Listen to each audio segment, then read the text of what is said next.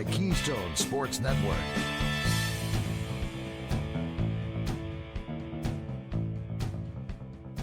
And welcome back to the Keystone Kickoff Show. I am Jim Galante with Shaun Gold for more of Shauns Take. This is where we have Shaun take a look at the games for the upcoming week on the college football schedule.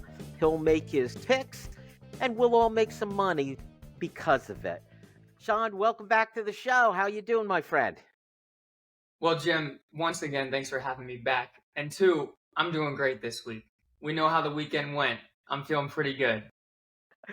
Well, what Shaun is referring to is last week he went 4-1. I hope you were all paying attention last week. You know all that does, Shaun, is put more pressure on you for the coming week, right? Hey, you know what? That's exactly what I want. Time to level up and do it again. All right, that's what we like to hear from a gamer. The only game you missed was the game that I had the most confidence in. That was Alabama against Texas. You and I both liked Alabama. I'll tell you what, Shaun, I thought the difference in that game was Texas just had the much better quarterback than Alabama did. It made Alabama very human.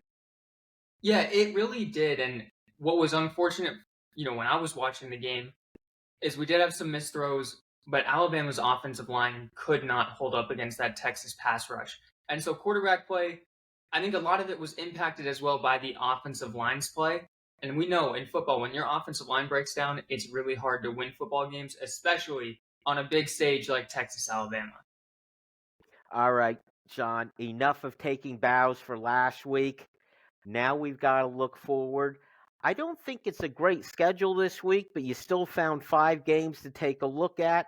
How about we start with the home team? Let's start with Penn State on the road this week for the first time at Illinois. Illinois is getting around 14.5 points is the latest that I saw. How do you like the Nittany Lions in this one? To start, let's start with Illinois. They've been very disappointing to me this season. Their defense last year was their calling card, and that unit was expected to be very, very good once again this year, but both Toledo and Kansas have been able to put up points on them.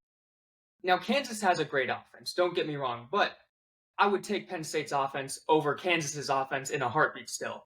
So now Illinois is going to face their toughest task, a Big Ten opponent, and a hot Penn State offense. Now, I know Big Ten games have the potential to be close. The Big Ten's always been a conference where teams grind it out against each other, but we have to remember, and I said this last week, Penn State, until they play Ohio State and Michigan, are going to be in the shadows of those two programs. So the best thing Penn State can do is to continue to blow out opponents and continue to keep their name on the map. I know they're the 7th ranked team in the country, but they're still behind 2 other Big Ten teams. So I think this week they're going to go into Illinois.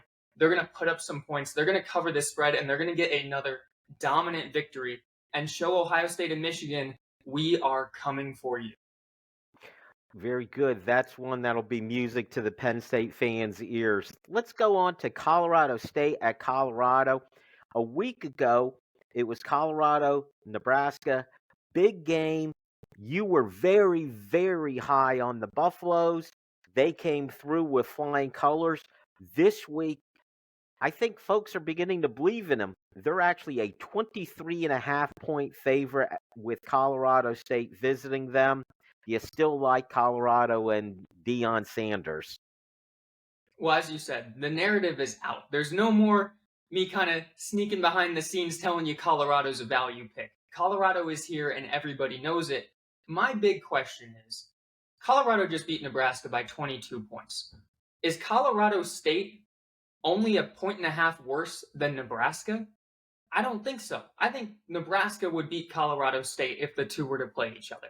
So with that being said, Colorado State just lost to Washington State 50-24. I think Colorado can manhandle Colorado State this week, and I think Deion Sanders and this team, similar to Penn State, know they're now in the shadows of some other Pac-12 schools. USC, Oregon, Washington are all ahead of Colorado in the rankings, and until Colorado gets to play USC, gets to play Oregon, they need to continue to build this momentum and blow out opponents. The worst thing for Colorado this week would be to have a close game against Colorado State and create some worry around the program. So I think Deion Sanders knows that. I think the players know that. And I think they want to come out and once again put the pedal to the metal and get a big blowout victory for this in-state rivalry. Okay, next up is Tennessee at Florida. This is a Southeast Conference East Division game. I'm not sure anybody in that division is going to be able to challenge Georgia. If there is someone, it would be one of these two teams. The winner of this one would probably set themselves up as the only challenger or the most likely challenger against Georgia. Tennessee is at Florida. Tennessee is favored almost a touchdown at 6.5 points is where I had it. What are you looking for there, Shaun? This is going to be a very exciting game. Saturday night football, there's nothing better. And I encourage everybody to tune into this game and watch Joe Milton play quarterback for the Vols. I think Milton's a really, really good quarterback. And the only reason his numbers aren't jumping off the page right now is because of how good this run game has been for Tennessee. Tennessee's a very complete team, and people don't realize that. So the big thing in this game is the Florida Gators defense. They give up the 17th fewest yards in the country right now. But let's look a little deeper into that. They played Utah week 1, who didn't have their starting quarterback. And now they manhandled McNeese State last week, which I don't think shocked anybody. So, similar to how Illinois is, the Gators are going to now play the best offense they've seen by far this year. And I think Tennessee wants, just like Penn State, just like Colorado, to come out here and make a big statement and show we can go into Gainesville and get a big time victory against a big time program and show everyone that we do deserve to be in these conversations in the SEC. So I'm going with Tennessee covering that -6.5 spread. I think they're going to win by more than a touchdown in this game. And this is a big momentum game for Tennessee, and I think they will deliver on the big time stage. I think that's a good call there too. I'm not a believer in Florida right now, and I do think Tennessee has something to establish here that they can be a challenger for the division title. I'm not sure they'll be competitive with Georgia, but this is their opportunity to establish themselves at least as the strong number 2 and ready to take on the Bulldogs. Okay, next up, this one is a fascinating game, Shaun, just because of all the circumstances going on around it, and that's Washington at Michigan State, two Power Five schools. We got the Pac-12 going against the Big Ten. It's at Michigan State. Michigan State, a heavy underdog. I have them at 16-point underdog. And you've got everything going on around the program right now. Their coach is suspended. It's You always wonder when this kind of thing happens, is the program going to be in disarray for that next game, or are they going to rally around it and play over their head? What do you see for that one? Well, as you said, it's either disarray or you're rallying. For this instant, for Michigan State, I think this is a very hard situation to rally around. It's unfortunate, but they just lost their $95 million head coach to a lot of very unpleasant things that went on there. That's a hard emotional stress that you have to go through. That makes it a very, very long week for this Michigan State team. And judging from my playing experience when I formerly played at Yale, we had instances where nothing near this magnitude, but where there was some drama throughout the week. And it makes the week really, really long. And so while you don't feel that physically, the mental drainage that can cause can really affect your performance on a Saturday. And now couple that with the fact that you have one of the best scoring offenses in the country coming to your stadium, and it makes it a very tough matchup for Michigan State. So Washington's coming into town. They're the number 6 ranked offense in the entire country. Michigan State's defense, to their credit, has been their calling card, but their two prior opponents currently have the 157th and 234th ranked offenses in the country. Once again, Washington's going to be by far the best opponent that they've seen this year. So couple a great Washington program with the emotional distress factor. And I just don't think Michigan State can hang around in this game. I like Washington. Washington's also very motivated because I guarantee you, the winner of the Pac-12 this year is going to the college football playoff. We have a strong Pac-12 conference. It's either going to be Colorado, Washington, Oregon, or USC going to the college football playoffs. And Washington's going to make their case for it to be them every single week of the season. And a big win at Michigan State can go a long way for this Washington program.